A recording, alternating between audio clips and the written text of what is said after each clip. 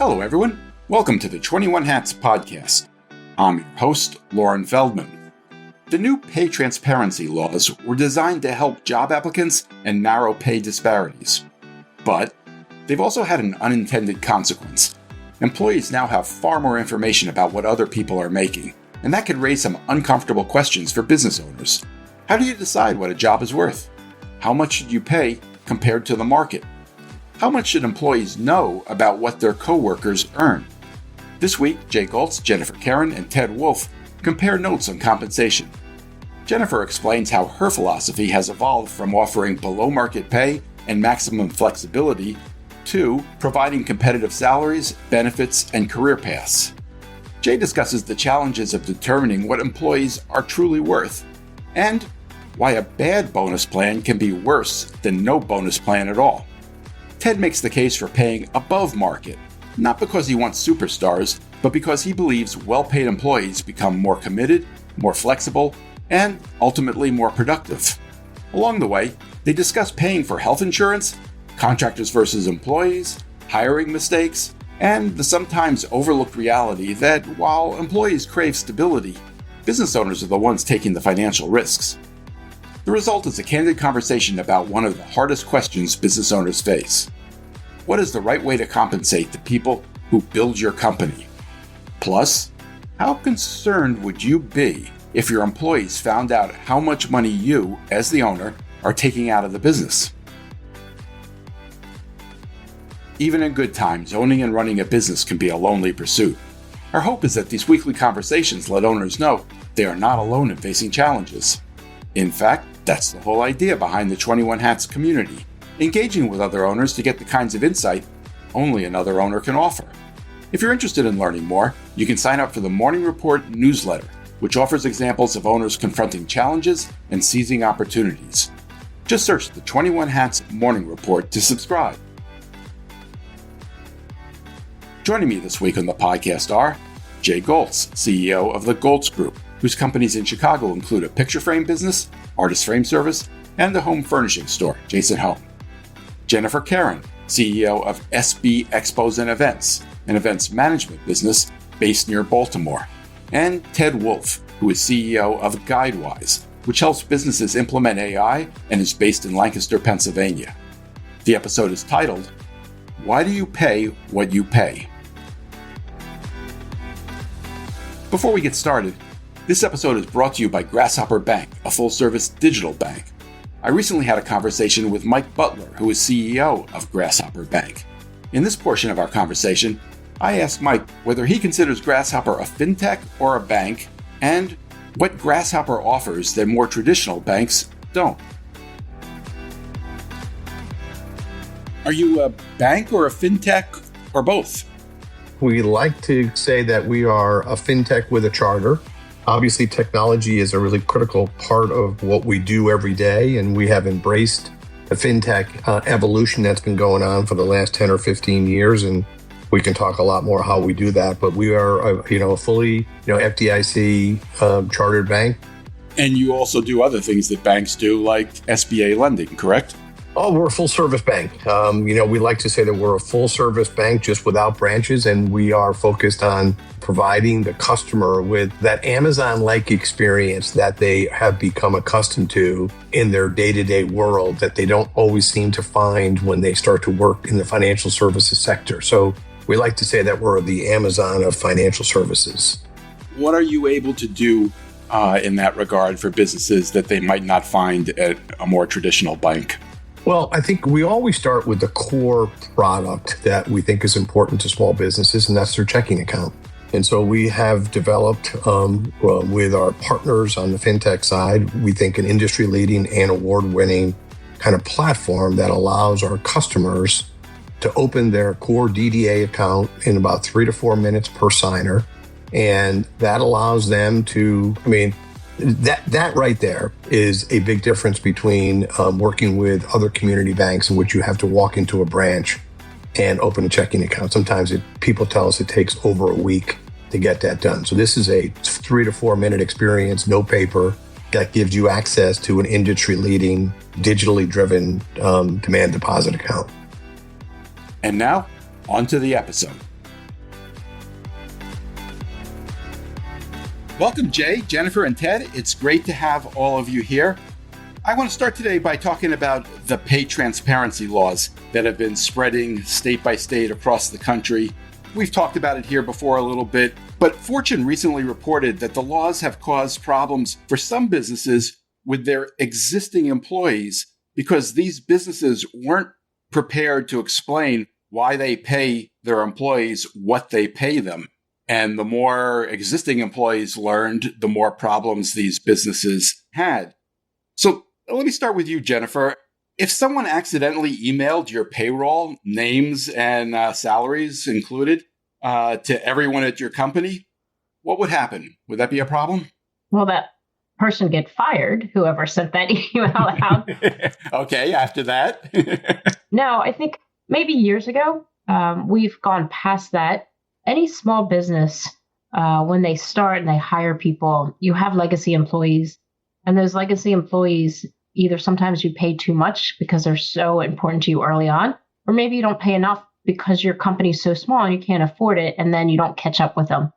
So every company goes through a phase, I think, where you have to play catch up with legacy employees and consider what market rates are. We went through that a couple of years ago. That's not an issue anymore. So I don't think the answer to your question now it would be, but I understand that is a very typical phase that small business owners go through.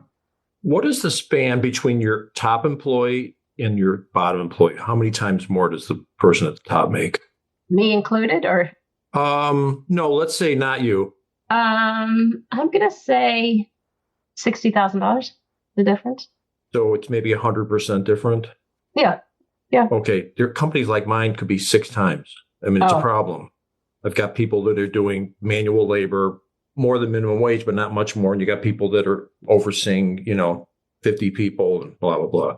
Sure.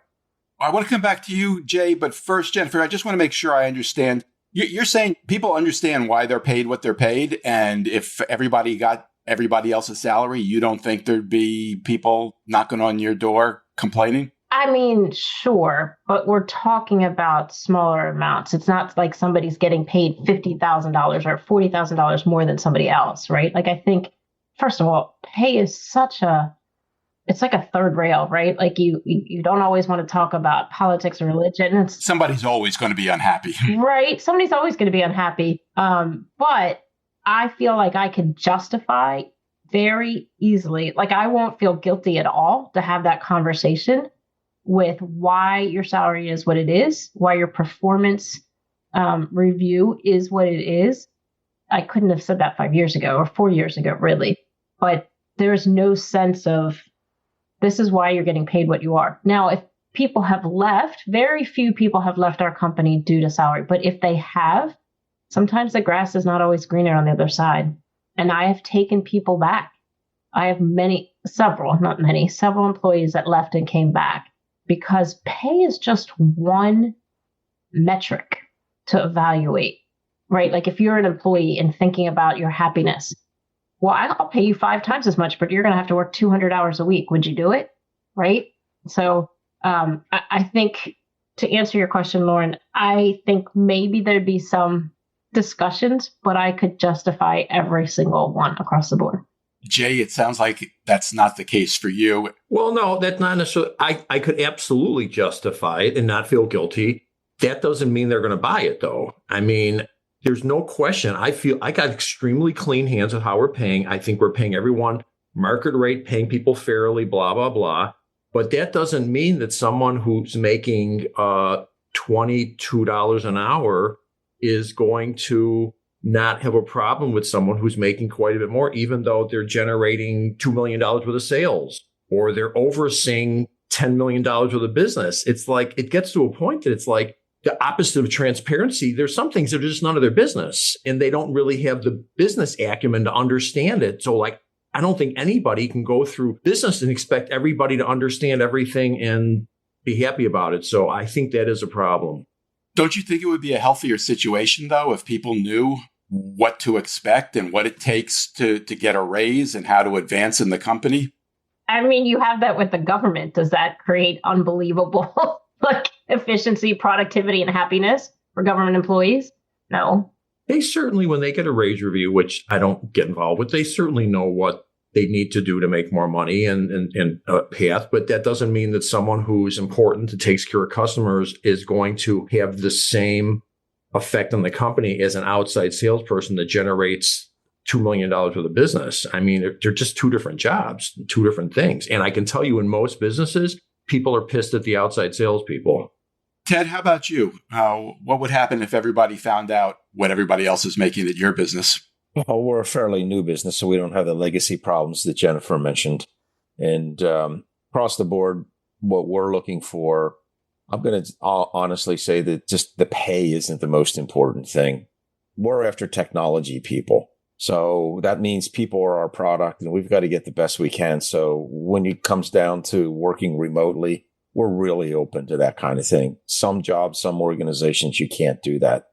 What we've done is we've implemented more of a bonus situation. Here's everybody's base. Here's how we keep it in line, I'll say. And then here's how we calculate bonuses for people. You still, at the end of the day, still have some people that are saying, oh, he's making more. Why was he making this? I'm not making enough. You're always going to have that. But I think the way to counteract it is, what's the quality of the environment they're working in? What's the quality of the culture that they're working in? Quality of life. I mean, when you start a business, you don't have a quality of life, and you don't have that quality of like balance everybody's looking for, let's face it. But it then comes down to hiring the right temperament in a person. Some people are more entrepreneurial than others. You've got to be able to define what's the mix that we want to surround ourselves with, keep everybody motivated. But, the actual physical compensation is a double-edged sword. In a growing economy, you put bonuses in place, everybody makes a lot of money, they're happy. But I've lived through, 4 or 5 recessions in business now. That same bonus structure that disappears, everybody says, well, not happy with what's going on here.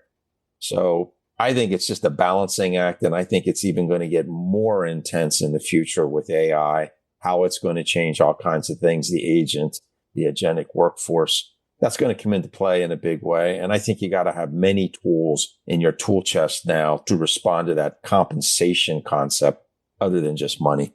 I will tell you, I don't have a problem with this on an ongoing basis. I can't think of the last time. First of all, very few people quit. I got 115 employees. I think we've got it under control. I think people know what they need to do to make more money.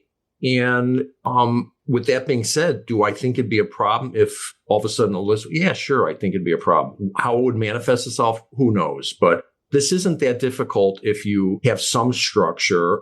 And I'll tell you the way to get in trouble. It's kind of the opposite of what Jennifer said. The people who've been here a long time, oh, they're nice. Oh, inflation was 3%, but that's not enough. I'm going to give them 5%. Well, do that for 15 years, and if I've got lots of people with me for 20 years, do that for 15, 20 years. It becomes a mathematical problem. I've been in business a long time. I learned a long time ago, you better keep an eye on that because it's very easy to get out of control if they stay around. Of course, Jay, I agree because you can't tie salaries to inflation. It's just not possible.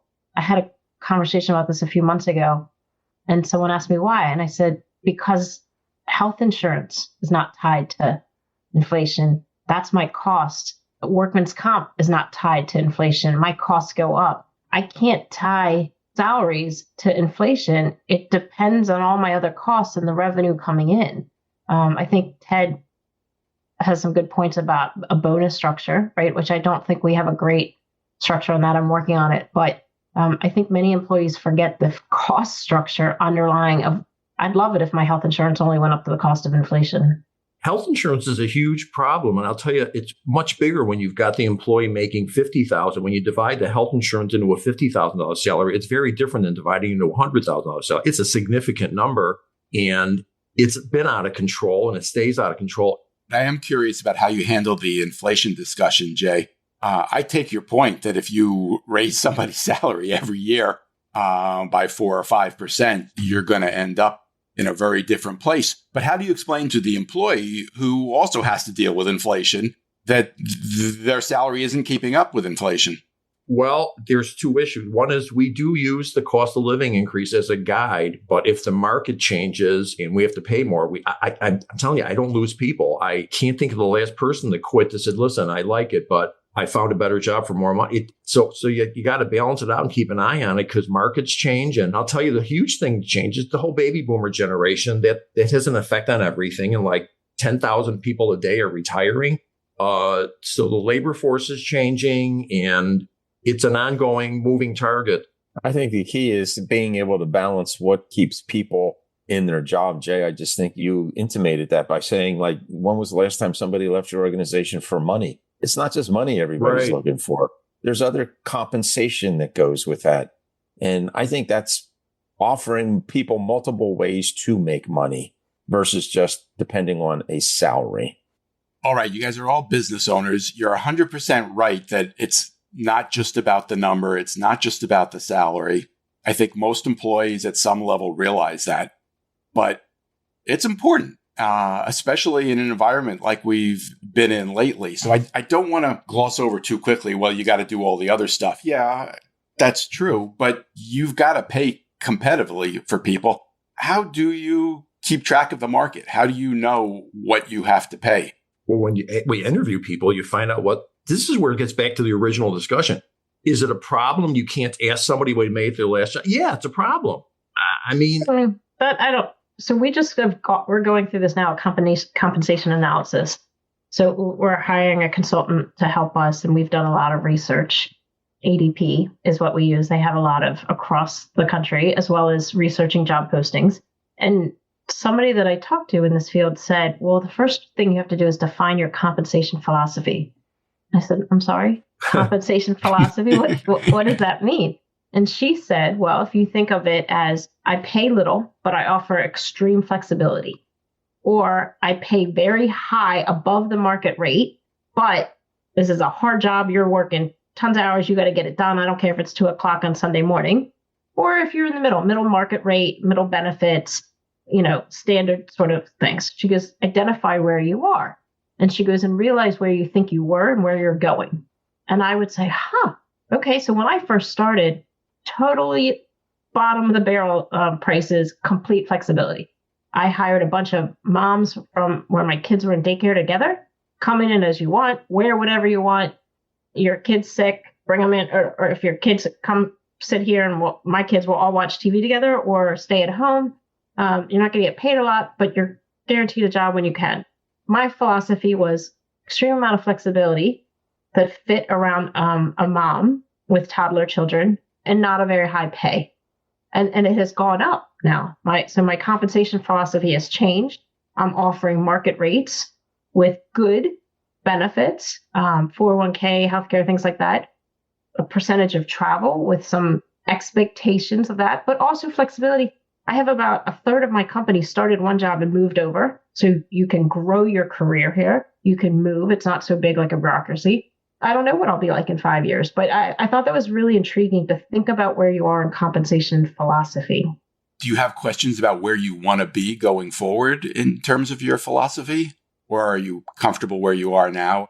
I'm very comfortable where I am. Where I want to go is, and Jay, I'm going to say I think I might have heard this from you a while ago on one of the podcasts, but it was something like you want your leaders to all think entrepreneurial. And to do that, you got to change your compensation philosophy for your leaders. And so it wasn't you? No. Okay. It was on a podcast here. And so I started thinking about that. Like, how do you train and motivate leaders to think entrepreneurial and, a high risk, high reward, right? Most employees do not want high risk. They want a stable job that they're going to get paid every 2 weeks. I think sometimes employees forget when I tell them I didn't take a paycheck for 6 months one year, that kills them, right? So the reason I know it wasn't me is because every time I hear the word entrepreneurial, I'm not sure there's such a thing. You're either an entrepreneur or you're not an entrepreneur. And now risk, okay, you're right. Can people take risk? But I don't know that we need employees that are entrepreneur, or why are they working for you? They'd be starting their own business. So the word entrepreneur means taking risks. So, but I agree with you. There are some people that take risk in their pay, and like outside salespeople, right? Outside salespeople are very high risk, high reward type people. Most employees do not want that. But so I would think, Lauren, to answer your question, is that if I'd like to get to a point where my leadership has a little bit more risk and reward built into their compensation package. The risk being that whether they get a bonus or not, depending on performance. Yeah, exactly. Right. Ted, do you have a compensation philosophy? Here's the way I start. Everybody wants safety and security, as Jennifer just suggested. Not a lot of risk, or they would be doing it, as Jay said. But I think what makes sense for me in a business, I take a look at it and I say, what kind of person do I want to surround myself with? I can start out with high flexibility, as Jennifer said, and low pay. I'm going to get a different type of person for that. I don't know if I can build a business around that and really scale and sleep at night and scale at the speed that I want. So I think what you need to do is be able to identify, here's the people I want, here's the compensation that's going to be required, and how do I go about putting that in place? Because as Jay said, if I give them cost of living increases every single year we have inflation, well, what happens to the years we have a recession? I don't take it back. It's tough taking it back if I have to. So I think it just comes down to being able, to some degree, letting them know the effects of the business. Here's where we are. Are we stable or aren't we? I can't give everybody maximum money. I need profits to reinvest in the business, which means I got to have career paths. But career paths aren't important to everybody. And to some people, that's a form of compensation, I found. They want to know where they can get ahead. Other people, they don't care about it. So I think you got to just say, here's the type of person, the work environment, the culture we're going to put together. And here's how they need to be compensated fairly so they're motivated. I mean, I've had people come in that are outlandish in the way they want to be compensated and what they write into it and what they want credit for. And, they get all the upside and I carry all the downside. Well, that's not going to work either. So I love that whole concept of what's your compensation philosophy like. And I think that's what you got to start building around. I have a phrase for that. There's no teamwork in losing money. Everybody wants teamwork until, you want to share in the loss? Oh, no, they don't want any part of that. So there is something to be said for owning the business and accepting all the responsibility. I will tell you, the whole bonus profit sharing thing is tricky and it's not as simple as it sounds. I would say there's three choices. Have nothing, have a bonus plan, or have a bad bonus plan. And there's no question the bad bonus plan is the worst of the three options. Having nothing is better than having a bad bonus plan. And I don't have one at the moment because I haven't figured out how to do it that's not going to cause more grief than it's worth, because I've got so many different positions and I got 3 different companies mushed together and it's just tricky. But I certainly respect somebody if they figured out how to do it and it works. Jennifer, what prompted you to hire a consultant to come in and assess your compensation?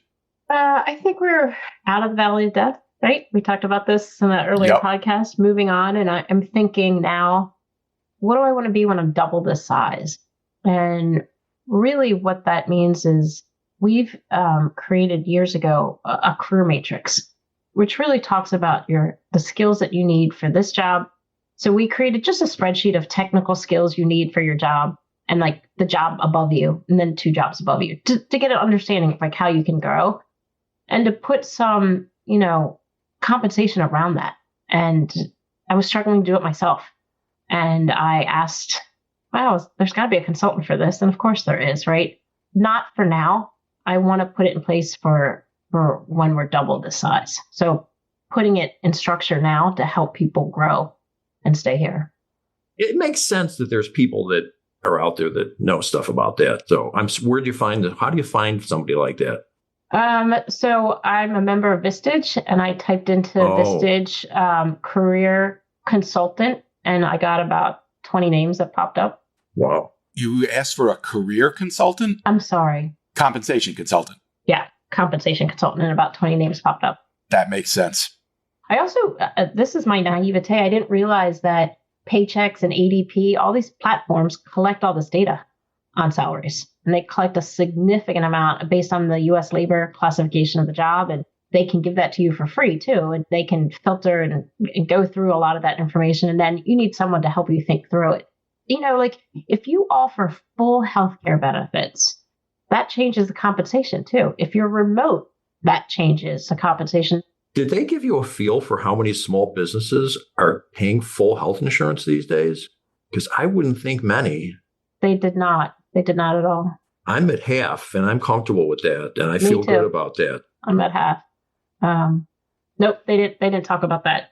Can you give us a sense of how much you paid for a consultant? I think it was like $12,000. It's always $12,000. I swear. Anytime I vote, it's just funny. That seems to be the magic number. It was just enough not to have me say no, but a little more than I wanted to spend. It would take very little to pay for itself. All it would take is, Yes. a couple of salaries that you figured out a better, number, and that would pay the 12 grand for sure. Absolutely. Absolutely. Yeah. So while we were talking here, I went to Claude and I asked them about compensation consulting, prices, availability, and things like that. They're saying consultants typically run $150 to $400 an hour, expect to pay between $15,000 and $50,000. That's full compensation plan design. And then executive compensation starts at 25 and goes to 100,000. So it's a pretty wild market out there. And, when you get a lot of changes in the environment, in the economy, like you have, you're going to go one of two ways. You're going to go back to basics. Here's what you get paid on a salary, or you're going to open up with a lot of flexibility. I would say the number one thing for us to adjust it is simply, so you put an ad out and you start interviewing and you see whether the ad pulled. And if it doesn't, I've done this. I go, we're obviously not paying enough. It's clearly a number thing. And we adjust how much we put, because we do put it in the ads now. And there's no question, there's a direct correlation between what the number you put in the ad and how many people apply for the job. Jennifer, are you adding headcount this year? No. Mm-mm. Jay or Ted, either of you adding headcount this year? No, being very careful. I absolutely am. In fact, we're going so far as we're now getting interns from technology colleges, universities. We're hiring right out of school because they got the best technology brains right now. They're really tied into it. And I don't know, I've been in technology my entire life. This whole thing is transforming so fast that, Jennifer, I would challenge you to do a parallel study on your own using Claude. Put it together, see what it comes back with. Get as detailed as you want. Great idea. Just as detailed as you want. And, to be honest, I don't know why I'm disappointed in myself that I didn't think of that to begin with. Ted, earlier, Jay said that he thinks the pay transparency laws are a problem because you can't ask somebody what they were making in previous jobs. Do you find that to be a problem as well? Absolutely. I think it's absurd. Yeah. I think it's absolutely. You've got to be able to understand, what does the person need? And you need flexibility when you're running a business. Now, that doesn't mean everybody's got to live by the letter of the law, the spirit of the law, and everything. And I certainly want to overpay what my people would be making if I can, because I want the best people out there. With the best people, I don't want superstars. I want a systems-driven company that I can plug, I'm going to say, your average person into, but I make them better because they're more thankful, they're more flexible. We've all had superstars working for us, and they just want to tell us everything we're doing wrong because they know better. And I don't even look for that type of an employee anymore. I know I can read it a mile away. And I think that you still need to be able to understand a person's, how could you say, the needs they have to live the life that they want. I feel totally different if somebody's driving the latest car, they got a boat, they got an airplane, they got a vacation house, what their needs are versus, the average person walking in the door. But there's another part to it. If somebody was paying them a certain amount of money, there's a good chance they're worth that money. So it gives you one more metric. Like, for instance, you hire a graphic designer. A graphic designer could make $40,000, $50,000 a year, or can make $100,000 a year.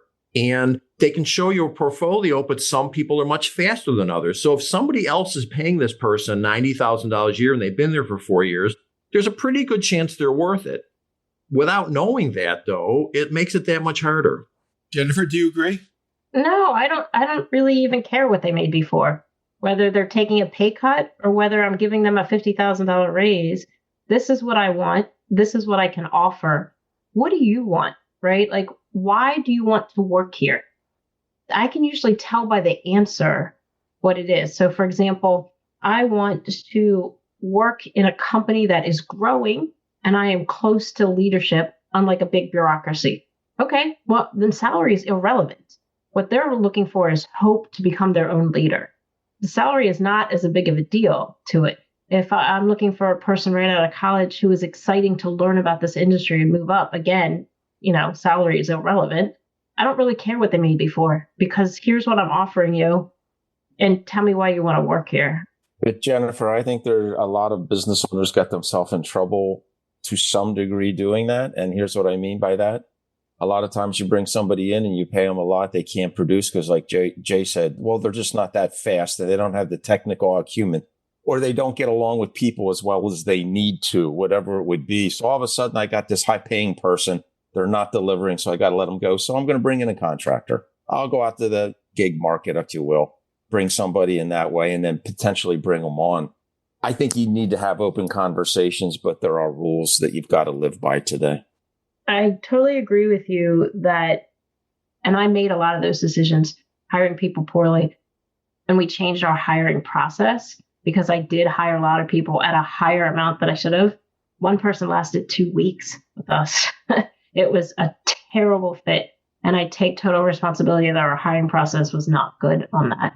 I think if you change your hiring process, you can get there. Well, hiring process and accountability are the key. Yes, agree. Ted, have you adjusted the way you hire? Do you do something different now that you can't ask what people made previously? Hire more contractors, bring them in, see how they're doing, test them out. I mean, that's the way most people are doing, particularly in the technology area. That can be tricky. I mean, can be harder to hire someone who has a full-time job to take a contract position. What I'm finding in our markets that we're dealing in, people are pretty much in demand in that they have the skill set, the people skills and things like that. So bringing somebody over for a full-time basis, I'm certainly not against doing that, but I do know there are inflated risks with that. And I have to be careful and be very aware of that. But I can find an awful lot of people on that contracting basis. Jay, you think very strategically about hiring. I would think you would figure out ways to learn what you need to learn about a potential employee without being able to know what that salary is. I totally understand why it's right. No, we deal with it. Right. It's not the end of the world, but it makes it a little bit more difficult. But we've learned to ask the right questions. Oh, tell us about a time that you had a customer that was mad at you and how did you deal with it? Or there's all kinds of questions. And I can't emphasize this enough. And I say it every time to everybody I can. We always check references. I can't emphasize 9 out of 10 times a complete waste of time. And that one time out of 10 times, you found out you just missed hiring Charles Manson. Does that date me at all?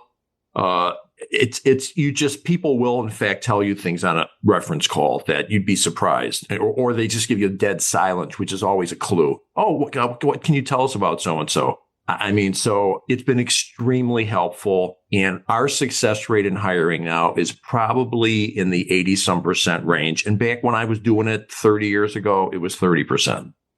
Jennifer, you talked before about hiring remotely. If you're hiring for a position where you're willing to hire someone who's going to work remotely, do you set a salary and pay it regardless of where they are? Or do you adjust it based on the cost of living where they are?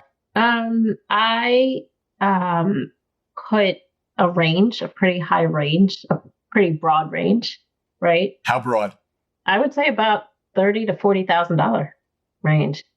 And to be honest, there's certain areas that I know that are high cost of living, that if there's 10 candidates and 5 of them are in a lower cost of area and 5 of them are in a high, I'm always going to try to hire the one in the lower cost of living, because if you're remote, what difference does it make, right?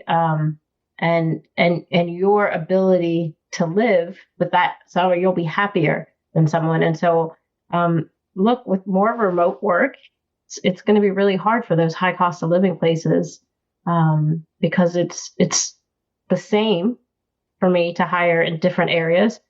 I can't hire from every state. It's very, very complicated for states. We've talked about that before on this, and that makes it even harder. Maryland just put in a whole new requirement, a compliance requirement.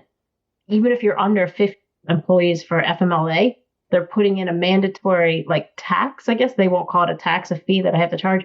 So why am I going to hire people I live in Maryland right now. Why would I do this? I'm just getting killed with more and more costs that the government wants to put on employers.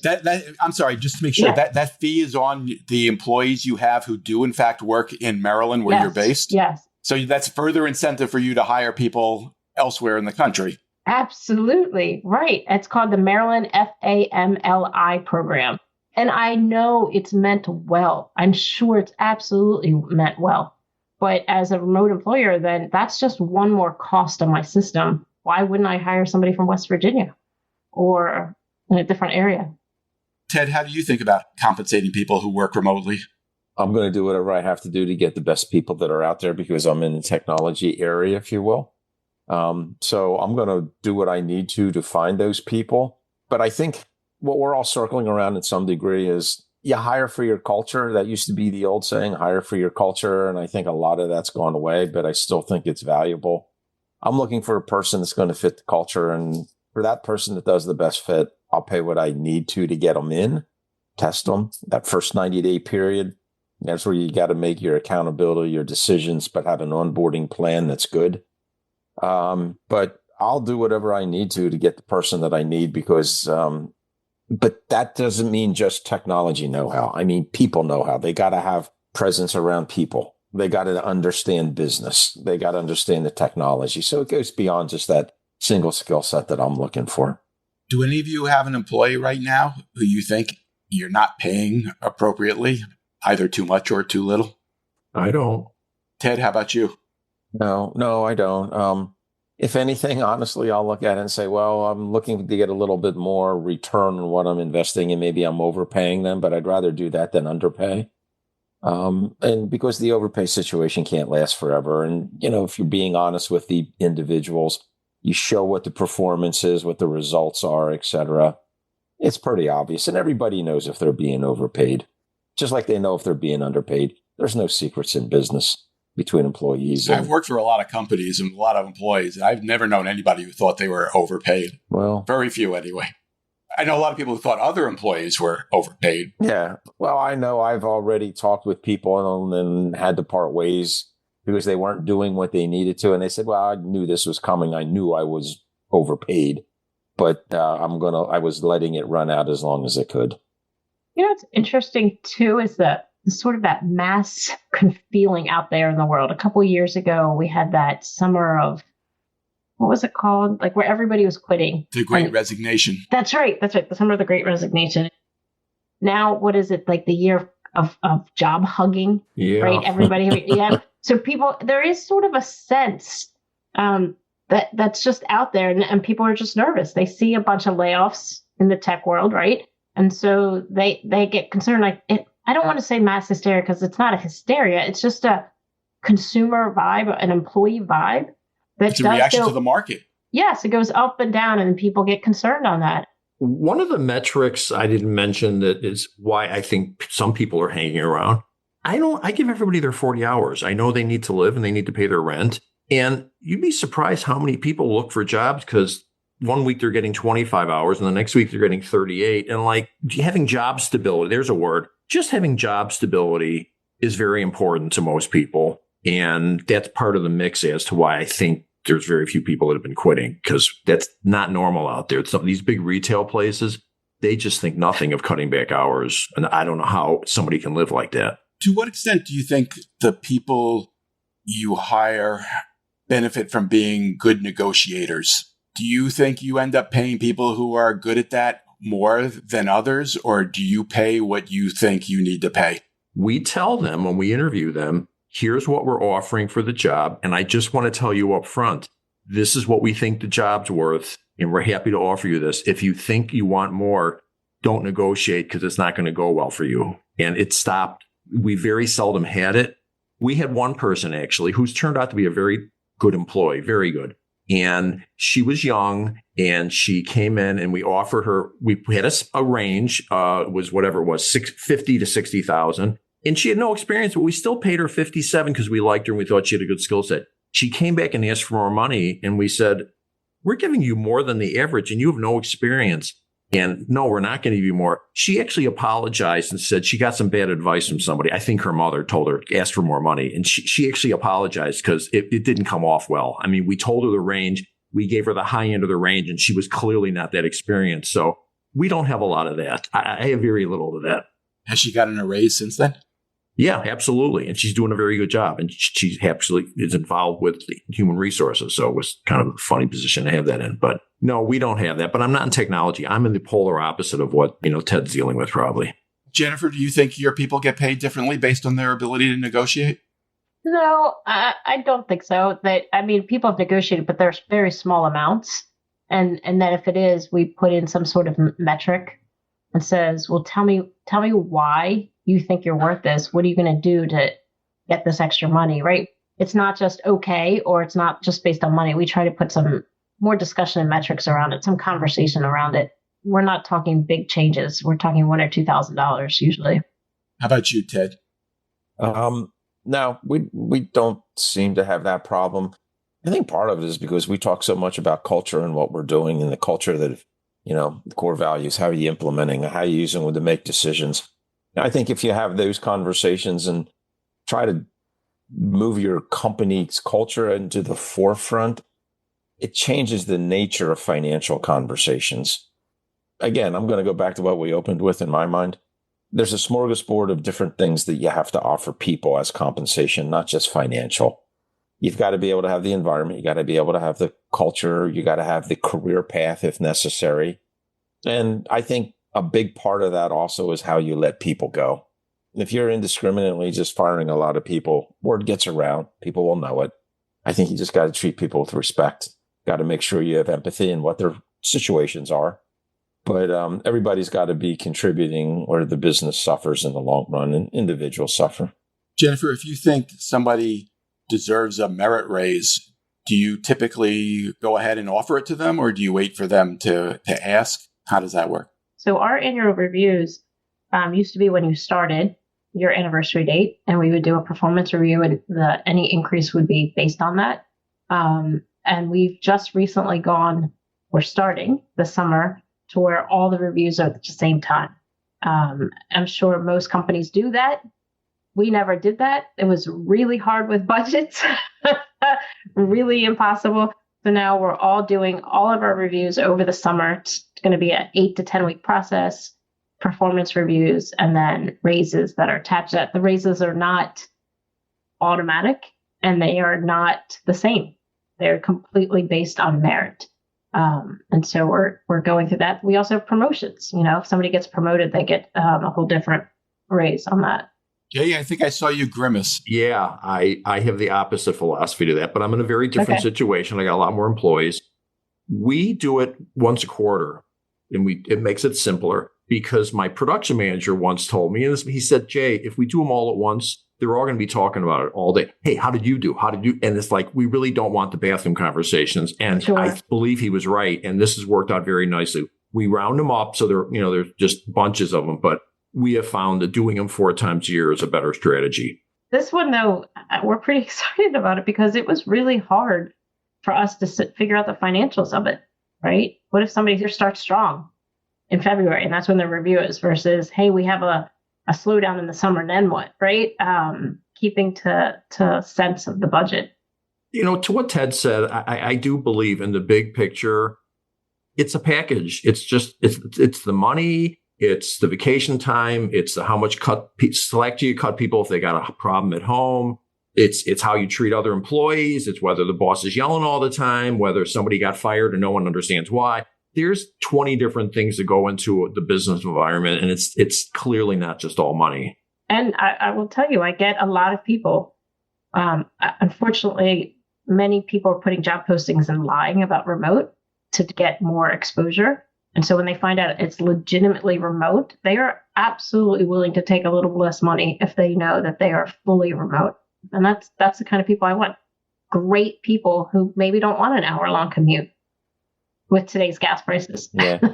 And I gotta say the cultural thing's pretty strong if you keep that forefront, because you can go back to the 90s and 2000s and everybody would say, here's our core values, and they'd put them in the picture frame and hang it in the office, and it turns into a picture. But not that there's anything wrong with putting things in a picture frame. I just want to make that totally clear. I agree with that. All right, I wanted to plug your business for you, Jay. Yes. I do recommend you do that. Yes, absolutely. But I also recommend you actually use them, and you learn how to use them to make decisions and evaluate the company. because they will see it's a different type of business. The feel, the posturing, the politics seems to go away. I got one last question, and it goes back to the question I started with, where I asked what would happen if your employees got an email that listed everybody's names and salaries. How would you feel if your employees found out what you are taking out of the business? I think they think I make a lot more money than I do. I think they'd be like, man, that's all she makes as a CEO? That sucks. I don't think, I can't imagine any of my employees being amazed. No, same here. With that being said, doesn't mean that I don't think I should be making more money. But at the moment, what I'm pulling out, and I'm, it's that one wouldn't bother me. It wouldn't bother me. I say that because, I'm in this for the long term. I want people to be able to say, hey, it's an opportunity to grow. We're open. In my past businesses, we gave equity out to people. So they actually took ownership. So that doesn't bother me at all. I can tell you from being in business groups for years, people talk about their bottom line. And I go, wait. How much you pulling out of the business? Because there's a lot of people that are either pulling out next to nothing. And then they say, oh, I had a 7% bottom line, except they're paying themselves nothing. So that's a tricky, what the owner's pulling out is not necessarily the market wage for that job. Well, that's why I asked what you're taking out of the business, whether it's a draw or a salary. It sounds like that's not a big concern for any of you, which makes me just curious. Have any of you shared that for any reason at any point? Do people know at your companies? Unfortunately, at some point, like me, I have an HR department. They know, but it is what it is. Were you uncomfortable when you first had that situation? I'm not thrilled about it, frankly, but it goes with the territory. What am I going to do? My thanks to Jay Goltz, Jennifer Kerhin, and Ted Wolf. And a special thanks to our sponsor. This episode was brought to you by Grasshopper Bank. Thanks for listening, everyone. One thing before you go. Everything we do at 21 Hats is created by entrepreneurs for entrepreneurs to help us all learn together. If you get something out of listening to these podcast episodes, consider joining the conversation. You can do that by joining the 21 Hats Sounding Board, a Slack channel where you can tap the wisdom of a very smart crowd, or by becoming a founding member and joining our monthly Zoom forum, where you can be part of conversations much like the ones we have on the podcast. You can sign up for both by subscribing to the Morning Report. If you have any questions, you can email me at lauren@21hats.com. And if you get something out of this podcast or out of the Morning Report, please tell a friend, tell an enemy, tell every business owner you know. Your word of mouth, owner to owner, will always be the most effective way to build this community for all of us. Thank you. It means a lot. This episode was produced by another entrepreneur, Jess Stuberon, founder of Blank Word Productions. Thanks for listening, everyone.